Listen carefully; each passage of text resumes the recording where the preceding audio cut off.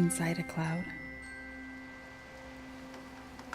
Have you ever defied the elements?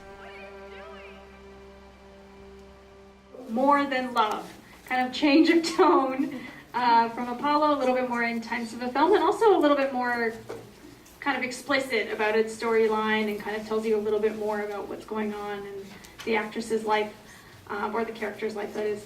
I really like the editing. It had such a good pace, and they kept changing the mood and the tone just with simple edits. And we had a definite sense of the passage of time, the meeting where she almost falls, and then they're together, and then she's pregnant. So a lot of time happened over the course of this 3-minute film, and that was very interesting. And it was shot in the credits. It said Hawaii, so it was a nice beach at least, yeah. I know in a short film you don't have a lot of time for character development. I mean, you know, you have to get to that quick, but one of the things that I'm concerned about in film is visual stereotypes, and the idea that a man who's not bald but shaved his head, muscular, would tend to be the kind of person that would be violent against his wife. I think that's a visual stereotype that I think we need to move away from.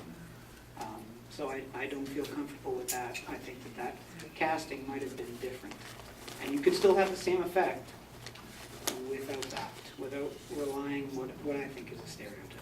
But yeah, it was an interesting kind of narration. I didn't really quite expect, or you don't really know where she's going with her narration until you get to the end. And I thought there was a really great performance by her, because she really, you don't see quite where it's going, and it starts out very poetic and then goes very dark before it's, you know, to another place. And so I thought a great performance for such a short, condensed film.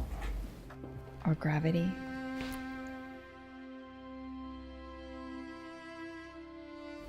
Yeah, she did a good job with without really having much dialogue in it, which was really cool.